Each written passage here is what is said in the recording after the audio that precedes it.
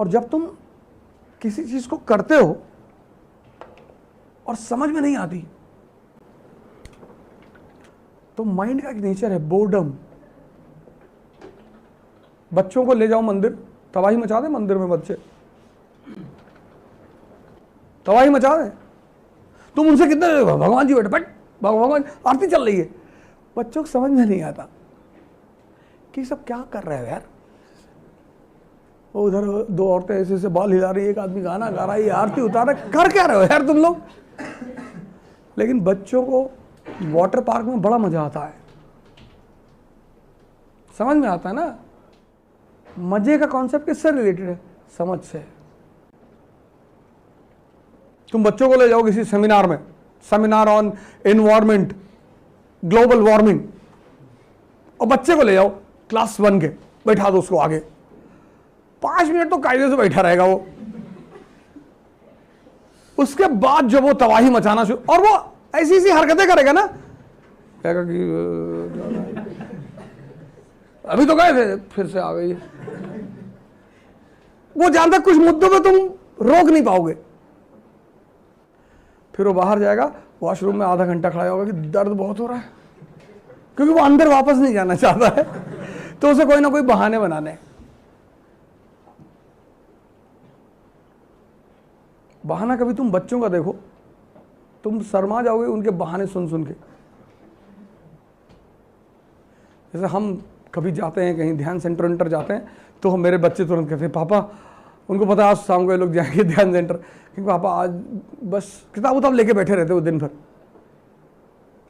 तो हम पूछते हैं कि वो चल रहा है ध्यान करने, नहीं वो ज्योग्राफी थोड़ा सा पढ़ लें, क्योंकि उनको पता है कि पापा पढ़ने के लिए नहीं मना करेंगे।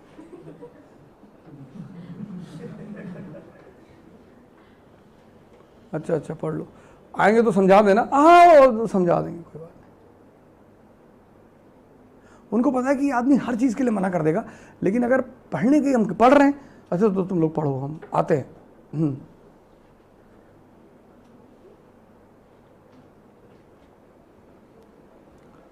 तुमको अगर समझ में नहीं आएगा ना, तो तुम ईरान में जाके पढ़ो, यूएस में किसी भी कोचिंग में पढ़ो, एक समय के बाद तुमको बोर्डम पैदा हो जाएगा।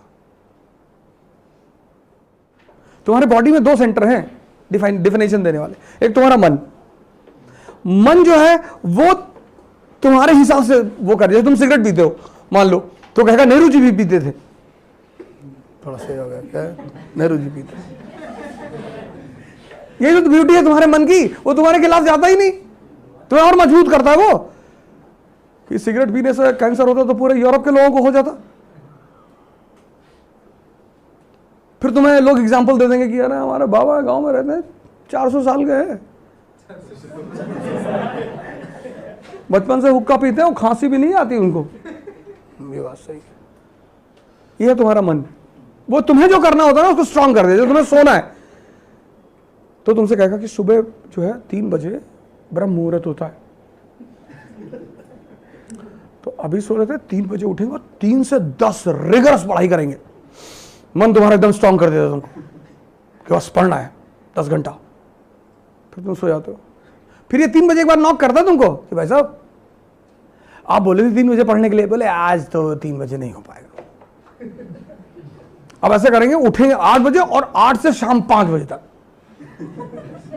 वो तुमसे ये नहीं कहता कि नहीं करेंगे, अगर वो ये कहते नहीं करेंगे ना तो वो पकड़ में आ जाए ना, वो आगे बढ़ा देता चीजों को कि 8 से 5, 8 4 12, अरे यार 9 घंटे सो गए। तो कि 3 से 10 तो 7 ही घंटे की पढ़ाई है, 2 घंटे आगे बढ़ रहा है, 9 घंटे तुम सो गए।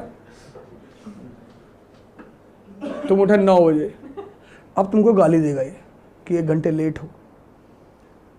9 घंटे पढ़ना था, 8 ही घंटे पढ़ाई हो पाएगी। तो ऐसा करते हैं कि कल से 9 घंटे वाला रखते हैं।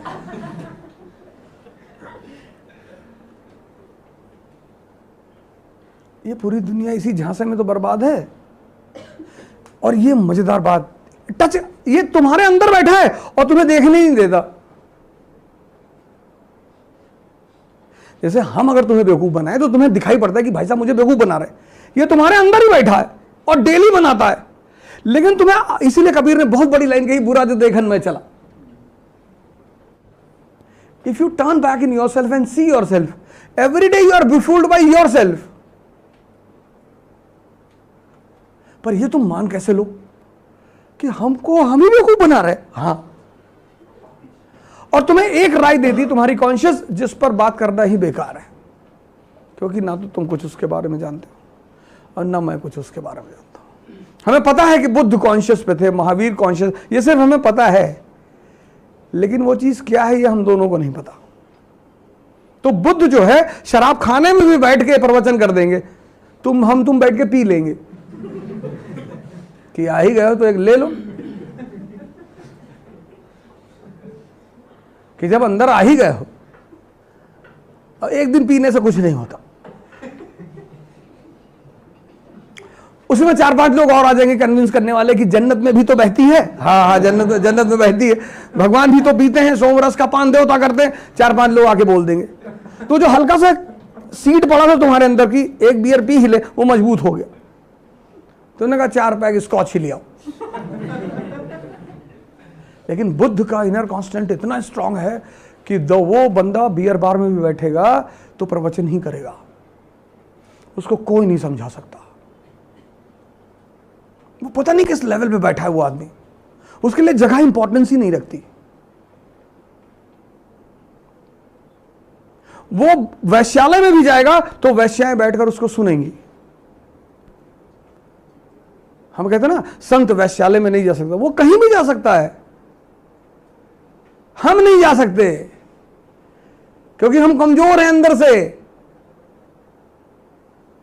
बुद्ध तो जा ही सकते हैं, अमरपाली को लेकर आए कि नहीं आए? तुम्हें कोई डाकू रात में रोक ले, देखो हम तो तुरंत घड़ी वड़ी निकाल के देंगे, भैया घड़ी ले लो, पर्स ले लो भैया। बुद्ध डाकू को ही लूट लाए, अंगुलीमाल को पकड़ के ले आए। वो प्रसेनजीत आता है, कौशल का राजा की कहाँ है, बोले ये बगल में बैठा, उठ के दूसरी तरफ आके बैठ जाता है। ये पागल आदमी है, पता नहीं कब निकाल के डाल दे। तो अब तुम डिसाइड करोगे। सर, सोने से पहले जो कमिटमेंट करने वाला मन है वो कौन सा है, और सोने को उठने को स्किप कर रहा है वो कौन सा मन? दोनों तुम ही हो, लेकिन चूंकि तुम अंधे हो, इसी को तो स्पिरिचुअल ब्लाइंडनेस कहते हैं। दोनों तुम ही कर रहे हो, अपने एक पंजे से दूसरा पंजा लड़ा रहे हो तुम, और तुम कह रहे हो दाहिना वाला कमजोर है। तुम ही एनर्जी दे रहे हो।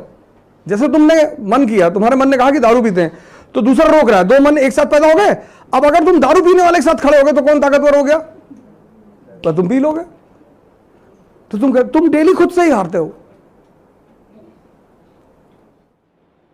What is meditation? Self introspection, watching yourself. तुम हमेशा दूसरों को ब्लेम देते हो।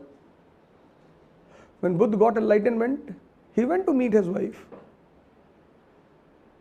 Yashodhara. So Yashodhara asked him, कि I don't have any anger on you. I'm not angry with you. I simply want to ask a question, कि whatever you have got there in the jungle and the forest, was it the thing if you had with me, you would have not got it? He said, no.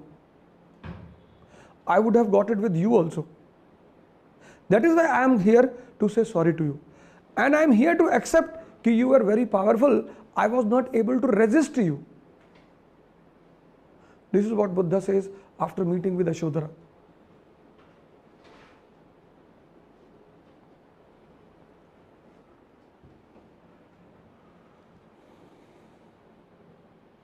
तुम्हारी जिंदगी का report card दूसरे के हाथ में है। The report card of your life is in others' hand. आपने कहा साहब मेरी गर्लफ्रेंड से मेरा ब्रेकअप हो गया है, वो मुझे फिर कॉल कर रही है, तो उठा लो। वो मुझसे फिर मिलना चाहती है, मिल लो। वो मुझे डिस्टर्ब करेगी, बहुत मारेंगे डंडा उठा के। सारी बात खुद ही कहते हो यार।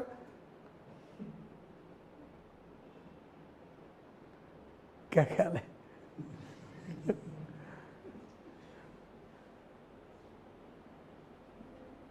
तुमको कोई नहीं परेशान करता। A sannyasi went to meet Raja Janak And he said, this world is creating the trouble for me. So Raja Janak got up, he was a very famous king, philosopher king. He got up, he went to a pillar and he held the pillar. And then he started shouting, leave me. So sannyasi was watching him. And then sannyasi said, कि पागल हो यार, you are holding the pillar. हाँ बोले यही समझा रहा हूँ तुझको, तुमको किसी ने नहीं पकड़ा है, तुमने पकड़ा है। मैं अपनी बीवी को छोड़ नहीं पा रहा हूँ, क्यों? मैं उससे बहुत प्यार करता हूँ। मजा लेते हो बेटा, प्यार व्यार तो बहुत दूर की बात है। 7 अरब लोग दुनिया में हैं, कोई 1-2 करता होगा।